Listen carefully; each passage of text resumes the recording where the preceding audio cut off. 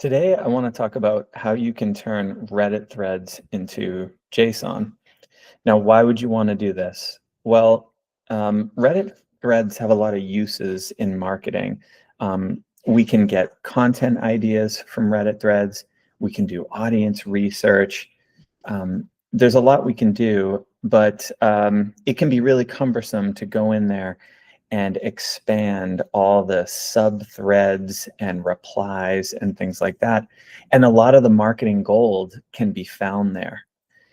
So this is a great solution for that. What you do is you just take the URL of the thread you're looking at, you add a little extension to the URL, you open it up and it's JSON, and you have the original post, you've got all the comments, all the replies, everything is right there for you to access. So let me show you how to do this. So basically, you're going to access the thread that you're interested in. In this example, I'm looking up how to learn guitar, see what people are saying about it. And one thing I definitely like to do is choose a thread that has a lot of answers. I want a lot of material to work with in this exercise. Okay, now here's where the trick comes in. When you visit the thread, obviously it's going to produce a URL. So just grab that URL and add .json to the end of it. And you can see I've done that here in red. So that's the trick. And what that is going to produce is this mess. But this is all the information from the thread. It's the original post and all the comments and replies. And I want to point you to one location here in the top left. Click this box that says pretty print because it's going to generate a much better display of the JSON. And it's going to start making a lot more sense to you. This is how I made some discoveries that I'm going to talk about in just a second. Let's kind of dig into the code just a little bit. I can make this bigger, so hopefully you can see it better. So this is what the JSON looks like. And when I first look at this, I like to get my bearings on what I'm looking at. So this right here, this self-text key has a value of the original post. So I just got my first guitar a few days ago, but I don't know where to start. And you can see if I go back to the Reddit thread, that is found right here. So that's the original post. And if we go a little bit lower, you'll see things like body and body HTML. Let me see if I can find one for you. Yeah, here's one. So you can see right here, see this key that says body? This is going to be one of the comments below the original post.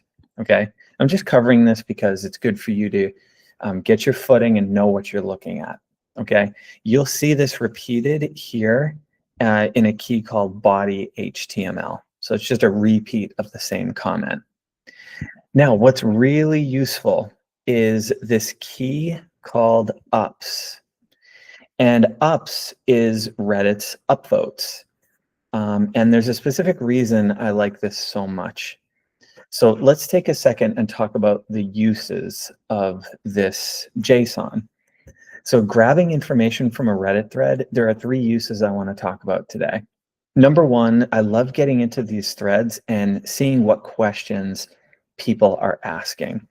So the original post is often a question, so that's gold right there. But you'll see people talking in the comments and asking follow-up questions. They share things that they struggle with. That kind of stuff I love for learning about an audience and coming up with potential content ideas. So that's use number one. The second use is where these upvotes come in.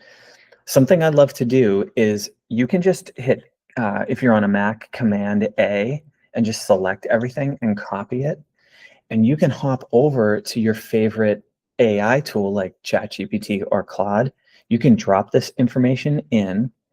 I use Claude and I like to turn on extended thinking, and I use the 4.1 model because it's better for complex tasks. And there can be a lot of JSON here to sift through. What I'll do is I will ask it to find the comments that have the most upvotes. Now, why am I doing that? Well, I want to see what those comments are because people are clearly finding them useful. And a lot of times what you'll see in the most upvoted comments is advice that people really value. And I think this is a great thing for brands to be aware of. Often you can use that to guide some of your content initiatives.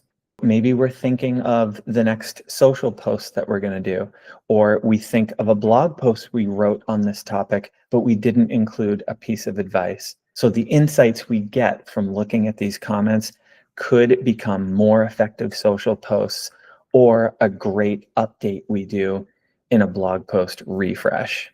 Now, there's one more thing I like to do with this information, and it's a little bit more complex. So you might want to explore different solutions for it, but you can get away with using an LLM for this. Once again, I use Claude. I've got extended thinking on, and I use the most powerful model because what I'm going to ask it to do is find the comment that has the most replies. There's no key and value for this in the JSON. I wish there was. So the tool really just has to count this manually, and it doesn't do it perfectly every time, but I would suggest that you at least try to do this and always bounce back to the thread itself to verify the accuracy of what the LLM has returned to you. So I'll ask it, find comments that have the most replies. Now, why am I doing this? Because that can be a signal of engagement. So if I find a comment that gets a lot of replies or a lot of engagement, again, I want to dive into that a little deeper and investigate what is it about this comment that's getting people to reply so much and engage so much. There might be an insight there that we can apply to our own social media posts or content. I've done these 3 exercises on a lot of different Reddit threads, and every time I do it, I come out with content ideas, a better understanding of the audience, ideas on how we can improve existing content, what people find valuable, and also the kind of content that people engage with. Let me just take you over to like a concrete example of this. Even though it is just an example, I didn't really do this for a client or anything, it's just for this video. But I did this whole workflow on a Reddit thread, and it's the best way to learn Guitar 1. And here are the content opportunities that Claude came up with. So one of the things was people are asking, how can I get faster at changing chords? This was something that, repeated throughout the thread. And I'm a guitar player, so I actually know that that is a common problem. So I can vet this topic and tell you that it is a good one. There were some duds in here, and that's almost always going to be the case. So you'll have to go through and vet the accuracy and potential of all these topics. Let's look for the most upvoted comments. So 99 upvotes. And this person basically said, like, don't do something that bores you. Do something that is just outside of your grasp, but achievable. So you can keep ringing that bell, learning a song, and then you can be hungry for the next one. It's actually great advice. And if I were someone who was creating, guitar-led content on the web, I would definitely consider this as one of the best tips I could give. And then finally, what's the most engaged comment? And this was just one that it pulled out, like, what songs would you recommend learning? People were really quick to help, but the insight here was that the songs were from a lot of different genres. There didn't seem to be a great way to answer this for everyone because everyone's interests differ. So this is one of those it depends questions. And that could be a great insight for answering this question by genre. So, hey, here's a common question we get. Let's say we're like a guitar academy. What songs do we recommend for beginners? And here's like, the 5 best songs you can learn if you like country, if you like metal, if you like alternative. That could be a really cool YouTube video, social post, blog article, what have you. Thanks for watching. Make sure you subscribe for more tips and I will see you in the next video.